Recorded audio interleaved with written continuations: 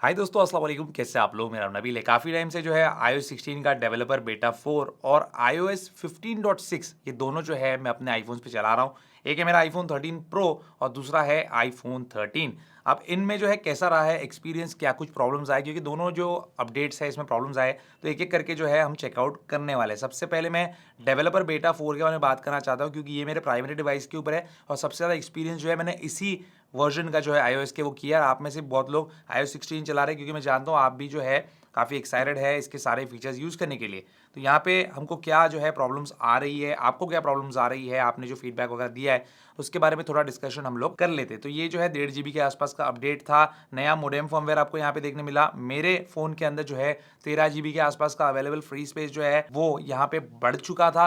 अब यहाँ पे अवेलेबल फ्री स्पेस बढ़ा था, लेकिन उस टाइम पे जो मैंने चेक किया था कि आईफोन स्टोरेज वाला जो इशू है वो यहाँ पे कहीं न कहीं सॉल्व नहीं हुआ था। मतलब जो अदर्स वाला स्टोरेज वाला इशू होता है या स्टोरेज बग होता है, जो कि iOS 15.6 में एप्पल ने सक्सेसफुली सॉल्व किया था। तो अब यहाँ पे इसको चेकआउट करेंगे। सेटिंग जनरल आईफोन स्टोरेज में हम चले जाते हैं और यहाँ पे जो है सबसे पहले कैटेगरीज कैलकुलेट करने के लिए रुकते हैं। तो यहाँ पे इंस्टेंटली हो गया।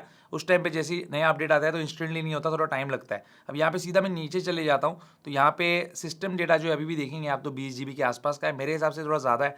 iOS जो साइज़ है iOS का वो 9.32 जीबी के आसपास ही होता है, 9 जीबी के आसपास, तो उसमें इशू नहीं है। वही चीज़ अगर 15.6 में हम देखें तो उस टाइम पे तो अपडेट के बाद प्रॉब्लम सॉल्व हो गई थी। अब ये बार हम लोग एक बार इसको चेक कर लेते हैं। तो आईफोन स्टोरेज में चले जाता हूँ और ये जो है स्टेबल वर्जन है और इस फ़ोन के अंदर मैंने जो है इस फ़ोन का ही पूरा जो है बैकअप ट्रांसफ़र किया था। बस अब ये फ़ोन थोड़ा ज़्यादा यूज़ कर रहा हूँ तो एक 20-30 जीबी ज़्यादा भर गया है। तो अब इसमें सीधा नीचे चले जाता हूँ और यहाँ पे आप देख सकते हैं कि सिस्टम डेटा जो है वो 6.5 जीबी ही है इस फ़ोन के अंदर। तो ये एक आपको बेनिफिट है अगर आप स्टेबल वर्जन पे हो तो, कि अदर्स वाला स्टोरेज वगैरह जो है आपका वो प्रॉपर्ली रहेगा, जो कि बेटा वर्जन के अंदर आपको इशू आ सकता है। सेकेंड इशू जो बेटा वर्जन के अंदर आपको देखने मिल रहा है, जो कि स्टेबल वर्जन में नहीं है, वो ये है कि बैंकिंग एप्लीकेशन जो है कुछ कुछ वो क्रैश हो रहे हैं। फॉर एग्जाम्पल आपका जो ICICI का एप्लीकेशन है वो क्रैश होता है, HDFC क्रैश होता है। फिलहाल मेरे फ़ोन के अंदर जो है ये यूनियन बैंक का एप्लीकेशन चल रहा है और बहुत सारे बैंक के एप्लीकेशन जो है वो चल रहे हैं, लेकिन ज़ीरोदा है, आपका गूगल पे है, ये सारी चीज़ें जो है परफेक्टली काम करिए। तो बैंकिंग एप्लीकेशन वाला थोड़ा सा इशू है। मैं फिलहाल नेट बैंकिंग से काम चला रहा हूँ। सफारी के अंदर अपने सारे जो पासवर्ड्स वगैरह है वो स्टोर्ड रहते हैं, तो अच्छे तरीके से वो चीज़ हो जाती है। इतना कोई डिफिकल्ट नहीं है, लेकिन हाँ एक थोड़ा इनकन्वीनियंस वाला फैक्टर यहाँ पे आ जाता है, जो कि अगर आप iOS 15.6 चला रहे हो, स्टेबल वर्जन चला रहे हो, तो इसके अंदर आपको ये वाला इशू जो है वो देखने नहीं मिलेगा। अगली चीज़ है गाइज यहाँ पे नेटवर्क कनेक्टिविटी, वाईफाई वगैरह, तो ये चीज़ों में दोनों ही अपडेट्स के अंदर कोई प्रॉब्लम नहीं है। सारी चीज़ें परफेक्टली काम कर रही है, चाहे वो ब्लूटूथ हो, चाहे वो वाईफाई हो, चाहे वो डेटा हो। कॉल ड्रॉप का इशू भी मुझे इस वाले अपडेट के अंदर नहीं आया है। वाईफाई कॉलिंग भी मैं इस्तेमाल करता हूँ। यहाँ पे आप देख सकते हैं जियो वाईफाई दिख रहा है, तो ये भी करते हो। एक एयरटेल का सिम है, एक जियो का सिम है, इनमें भी कोई जो है इशू नहीं आ रहा है। और जंगल वगैरह साइड पे भी गया तो वहाँ पे भी कोई नेटवर्क का इशू नहीं आ रहा है। लेकिन एक प्रॉब्लम आता है वो है रीस्प्रिंग होने का।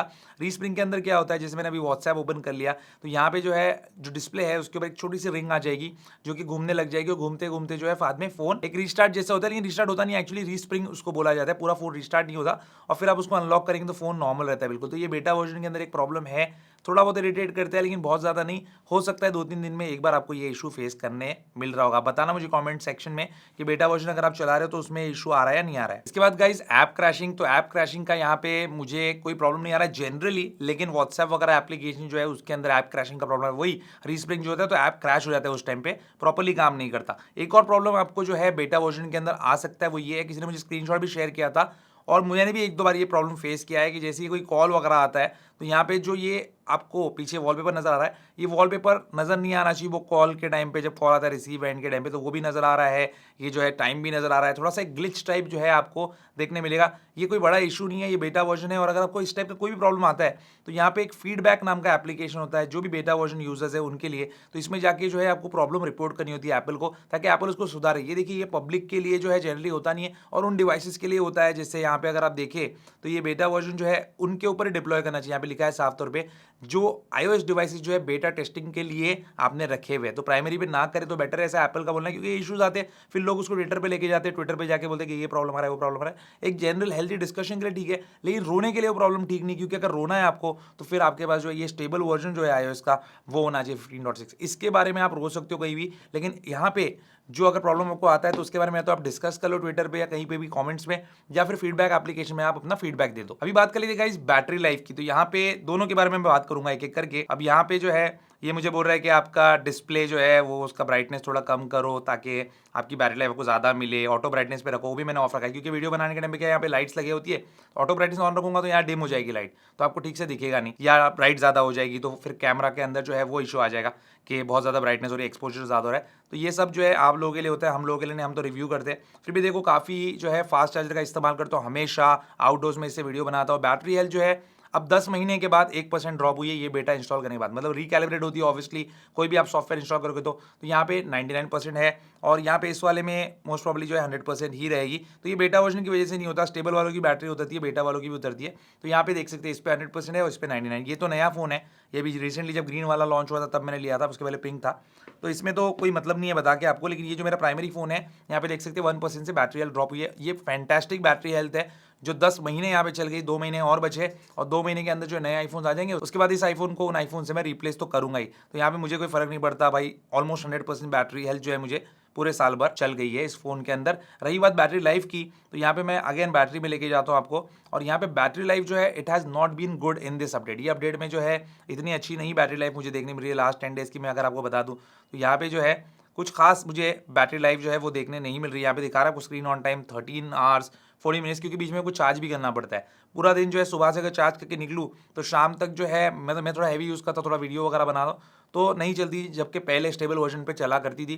तो बैटरी का थोड़ा आपको इशू आएगा इस वाले बेटा वर्जन के अंदर, खास करके बेटा 4 के अंदर, या फिर अगर पब्लिक बेटा 2 के ऊपर हो तब भी, क्योंकि पब्लिक बेटा 2 भी जो है वो बेटा 4 ही है, तो सेम ही आपको परफॉर्मेंस यहाँ पे देखने मिलेगा। मैं तो इतना खुश नहीं हूँ बैटरी लाइफ से इस वाले अपडेट के अंदर, आप बताइए मुझे। और रही बात iOS 15.6 की, यहाँ पे भी जो है ये मेरा प्राइमरी फ़ोन नहीं है, सेकेंडरी फ़ोन की तरह मैं यूज़ करता हूँ, कभी एंड्रॉइड को कभी ये वाला फ़ोन यूज़ करता हूँ। तो इतना मैं इसके बारे में आपको बता नहीं सकता, लेकिन एक बात बता सकता हूँ कि लोगों को जो है इससे शिकायत है iOS 15.6 से कि इसके अंदर आपको बैटरी लाइफ जो है वो इतनी अच्छी निकल के नहीं आ रही, कुछ लोगों को ड्रेन हो रही है। तो आप हमारे जो बैटरी लाइफ रिलेटेड जो भी वीडियोस है उनको फॉलो कर सकते हैं, बैटरी रिलेटेड जितने भी वीडियोस है उसमें आपको सारी बातें समझ में आ जाएगी कि किस तरीके से आपको जो है इनको ट्विक करना होता है। जैसे सेटिंग के अंदर जो है बैकग्राउंड ऐप रिफ्रेश जनरल में आपको मिलता है, इसको आप ऑफ रख सकते हैं। ये आपका जो है काफ़ी ज़्यादा बैटरी ड्रेन करता है। देखो यहाँ पे सारी चीज़ें ऑन है, क्योंकि जैसे जैसे आप एप्लीकेशन यहाँ पे डाउनलोड करते जाएंगे ये ऑन हो जाता है। तो जिस किसी एप्लीकेशन के लिए आपको नहीं चाहिए तो यहाँ से आप ऑफ रख सकते हैं, और जनरली सभी के लिए ऑफ रखेंगे तब भी जो है कोई इशू आपको यहाँ पे नहीं आएगा। यहाँ से डायरेक्टली भी आप जो है ऑफ कर सकते हैं इसको। बाकी गाइस जनरल जो परफॉर्मेंस है उसमें तो कोई इशू नहीं है, और स्टेबल वर्जन में तो बिल्कुल भी आपको ऐप क्रैशिंग या फिर रीस्प्रिंग या फिर कोई बैंकिंग एप्लीकेशन का ना चलना ये सब प्रॉब्लम नहीं आने वाला है, बेटा वर्जन में आने वाला है, क्योंकि ऑब्वियसली बात है वो बेटा वर्जन है और उसके अंदर ये इशूज आएंगे ही। आगे आगे जाके जब ऐप डेवलपर्स अपडेट्स पुश करेंगे तब ये प्रॉब्लम सॉल्व हो जाएगी, लेकिन बेटा वर्जन चलाने का अपना मजा भी है, क्योंकि नई नई चीजें एक्सपीरियंस करने मिलती है, नए नए अपडेट्स आपको एक्सपीरियंस करने मिलते हैं। डरोगे तो फिर जब आईफोन 14 आएगा उस टाइम पे आपको iOS 16 जो है एक्सपीरियंस करने मिलेगा। परफॉर्मेंस जो स्कोर्स है बेंचमार्क से मैंने आपको बताया था गीक बेंच के अंदर के जो है 1731 4423 और उसके पहले 1746 और 4629 था। और सेम चीज़ जो है कंप्यूटेशनल बेंचमार्क में भी है, जीपीयू स्कोर भी देखेंगे 14370 था पहले, फिर 14277, तो ऑलमोस्ट सिमिलर परफॉर्मेंस ये यहाँ पे परफॉर्मेंस में कोई भी जो है कॉम्प्रोमाइज एप्पल ने नहीं किया है, और आपको जनरल परफॉर्मेंस के अंदर कोई भी इशू नहीं आएगा, मतलब ग्लिचेस या ये सब नहीं देखने मिलेगा। लेकिन एक बात है, अगर आपकी बैटरी काफ़ी लो हो जाती है, आप लो पावर मोड लगा देते हो इसके अंदर, तो उसके बाद जो है काफ़ी मुझे लैगी लगा इसका एक्सपीरियंस। हाँ लगता ही है, क्योंकि ये 60 हर्ट्ज पे जो है ये जो रिफ्रेश रेट है आपके ओलेड पैनल का वो रेस्ट्रिक्ट हो जाता है प्रो मॉडल्स के लिए, थोड़ा लैगी लगेगा, लेकिन थोड़ा ज़्यादा लगता है। वॉल्यूम भी अगर प्रेस करूँ तो इसके अंदर भी जो है मुझे लैग महसूस होने लगता है। देखो अभी मैंने अगर वॉल्यूम यहाँ पे बढ़ाया और उसके बाद अगर मैं इसको देखो प्रेस करता हूँ तो यहाँ पे ये ठीक से काम नहीं करता, तो ये काफ़ी मेजर बग लगा मुझे इस वाले अपडेट के अंदर। लो पावर मोड में ये होता है, अब मैं यहाँ पे बढ़ाऊंगा देखो वॉल्यूम, तो ये काफ़ी लैगी रिस्पॉन्स दे रहा है, और कभी कभी जो है ये रजिस्टर ही नहीं करता। तो ये एक इशू जो है बेटा वर्जन में आपको देखने मिलेगा, स्टेबल वर्जन में नहीं। तो गाइस iOS 15.6 और iOS 16 डेवलपर बेटा 4 का ये एक फॉलो वीडियो था, जहाँ पे आपको जो जो प्रॉब्लम्स आ सकती है या आ रही है वो मैंने आपसे डिस्कस किया। हो सकता है आपको इससे भी ज़्यादा कुछ प्रॉब्लम्स आ रही होगी, तो मुझे आप कमेंट करके ज़रूर बताइए। और यहाँ पे आपको जो कुछ दिक्कत आती है, अगर आपने बेटा वर्जन डाउनलोड किया है तो आपको सब्र करने के अलावा कोई जो है ऑप्शन नहीं है, क्योंकि जब भी मैंने बेटा वर्जन के बारे में बताया कैसे डाउनलोड करना है, कैसे इंस्टॉल करना है, और उसके बाद जितने भी वीडियोस है उसमें हमेशा मैंने बताया कि बैंकिंग एप्लीकेशन आपके क्रैश होंगे, मतलब क्रैश होंगे, नहीं चलेंगे, मतलब नहीं चलेंगे बहुत सारे। फिर भी पब्लिक बोलती है अब मैं क्या करूँ क्या करूँ, तो कुछ नहीं कर सकते भाई, डाउनग्रेड करना है तो कर लो। आई बटन पर आपको एक वीडियो देखने मिल जाएगा, यहाँ पे उस वीडियो को देख के आपको कैसे डाउनग्रेड करना है iOS 16 से iOS 15 पे विदाउट डेटा लॉस, वो मैंने बताया। अब विदाउट डेटा लॉस कैसे करना है, स्टेप बाय स्टेप प्रोसेस बताने के बाद अगर आपसे कोई गलती होती है, आपका डेटा लॉस होता है, फिर अगेन आप ही उसके जिम्मेदार जिम्मेदार होंगे। तो जो भी आप स्टेप उठाते हो प्लीज़ मेक श्योर कि आपने केयरफुली उस स्टेप को उठाया है। और iOS 16 से भी 15 पे जाने के टाइम पे एक बैकअप बना लेना। कभी समझो आपको 15 पे जाने के बाद आपका डेटा लॉस हो जाता है, फिर से 16 आप इंस्टॉल करके एटलीस्ट अपना डेटा वापस जो है वो ले सकते हो। तो बस यही थी कहानी दोस्तों iOS 15.6 और iOS 16 डेवलपर बेटा 4 की। मेरे हिसाब से iOS 15.6 स्टेबिलिटी के मामले में जो है एक बेटर अपडेट है।